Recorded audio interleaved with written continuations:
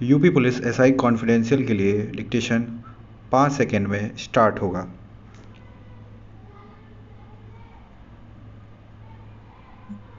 Start. महंगाई के मुद्दे पर आखिरकार वित्त मंत्री ने सरकार का पक्ष रख दिया। सत्र के शुरू से ही विपक्ष इस पर चर्चा की मांग करता आ रहा था, मगर तबीयत ठीक न होने की वजह से वित्त मंत्री सदन में उपस्थित नहीं रह सकी थीं। अब वे आईं तो विपक्ष की इस आशंका को निराधार बताया कि देश आर्थिक मंदी की ओर जा रहा है।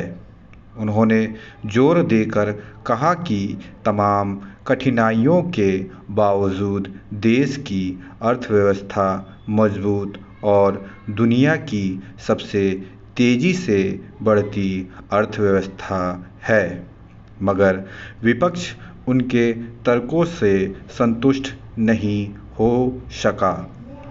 उसकी कुछ वजहें साफ हैं।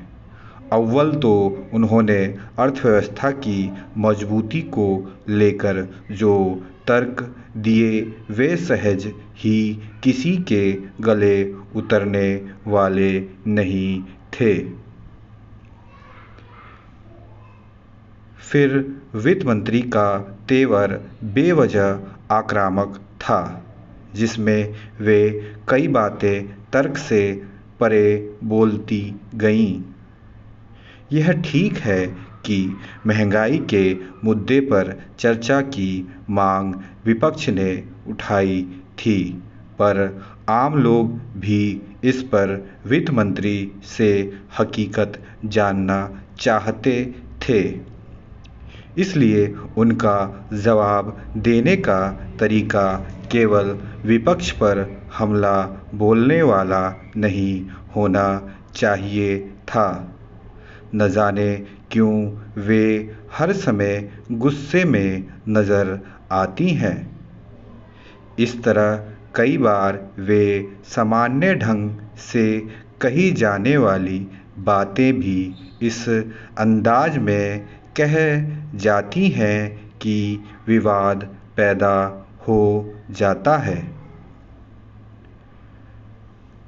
वित्त मंत्री से संयत लहजे में और पारदर्शी ढंग से देश की वित्तीय स्थितियों के बारे में बात करने की अपेक्षा की जाती है, मगर वे हर समय जैसे विपक्ष से जिरह करने के अंदाज में बात करती हैं। इस बार भी अर्थव्यवस्था की मजबूती के बारे में बताते हुए उन्होंने जीएसटी संग्रह को ज़्यादा महत्व दिया और आटा, चावल आदि वस्तुओं पर लगी जीएसटी को उचित ठहराते हुए तर्क दिया कि इसे सरकार नहीं तय करती, जीएसटी परिषद तय करती है और उसमें विपक्ष के लोग ही होते हैं।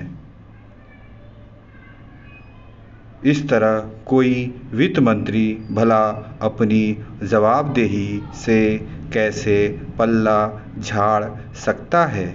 फिर यह बात लोगों को कौन समझाएगा कि जब अर्थव्यवस्था सचमुच मजबूत है तो महंगाई काबू में क्यों नहीं आ पा रही?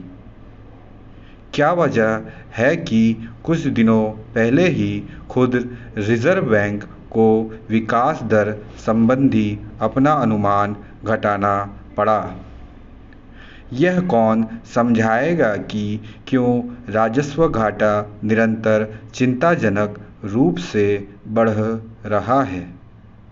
अर्थव्यवस्था की मजबूती केवल जीएसटी संग्रह में बढ़ोतरी के पैमाने से नहीं आंकी जाती।